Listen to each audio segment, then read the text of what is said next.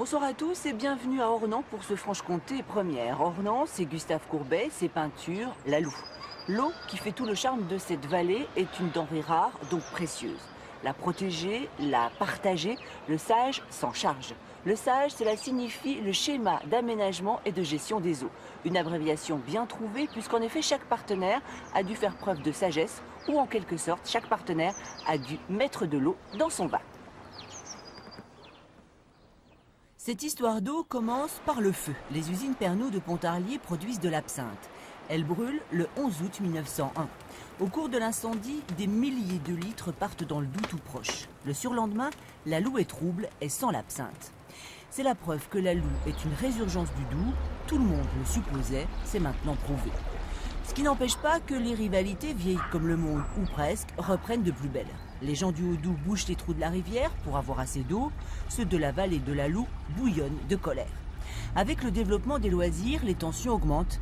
Et comme les petits rues font les grandes rivières, c'est souvent l'orage entre pêcheurs et kayakistes. Le SAGE, le schéma d'aménagement et de gestion des eaux, est en négociation depuis 1993. C'est André Cunet, maire de Pontarlier et président de la commission locale de l'eau, qui a arraché l'unanimité pour ce projet.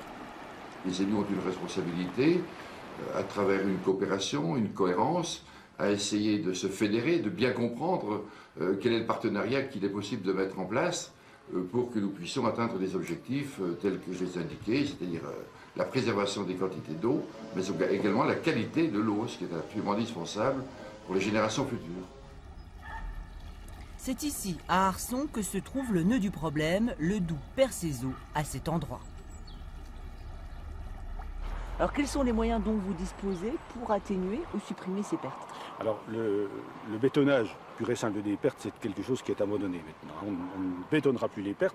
Et les aménagements, on va parler d'aménagement, vont répondre à 3 critères principaux. L'intégration dans le paysage, il faut que ça soit joli, que ça s'intègre bien dans le Haut-Doubs tel qu'il est. Priorité donnée à la Loue en matière de débit, puisque l'intérêt en matière touristique et eau potable notamment est prédominant. Et en dernier lieu, la réversibilité du système, c'est-à-dire qu'à tout moment, les pertes peuvent être réactivées.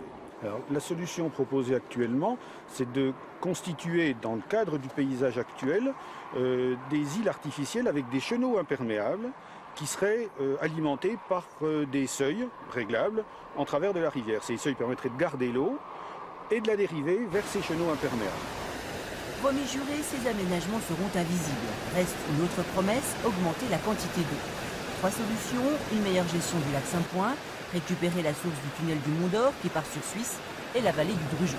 Alors avant de déclarer la guerre à nos voisins suisses pour récupérer notre eau, le Drugeon, un affluent du Doubs, semble être l'une des solutions. Il alimente ici un étang qui appartient à la commune de la rivière Drugeon. La vallée est une zone humide qui joue un rôle d'éponge. Elle retient l'eau en période de crue et la restitue en cas de sécheresse. Ici, on est en avance sur le SAGE. Depuis plusieurs années, des subventions, notamment européennes, ont amené de l'eau au moulin. Elles ont permis des aménagements importants. Le Drugeon retrouve ses méandres originels. Il les avait perdus dans les années 60. Des travaux d'assainissement sont en cours. Une station d'épuration verra le jour à la fin de l'année. Et même les agriculteurs sont allés dans le sens du courant. Ils respectent certaines règles pour le lisier et acceptent de mettre moins d'engrais. Le SAGE, ici on est pour, bien sûr, les réalisations le prouvent, le souci de faire évoluer les mentalités aussi. C'est toujours un sujet délicat qui, pour l'exploitant agricole, est une surcharge aussi, un manque à gagner et des coûts importants à mettre. Mais je pense que les mentalités évoluent, qu'à force d'en parler, à force de faire des réunions, nous sommes tout à fait dans les nouveaux programmes au niveau européen par rapport à la PAC. Et je crois que le monde agricole aujourd'hui, à très grande majorité, a bien compris les enjeux de cette protection de l'environnement qui, par ailleurs, est nécessaire pour valoriser ces très bons produits qu'ils produisent, ce lait, ce comté, ce Mont-d'Or.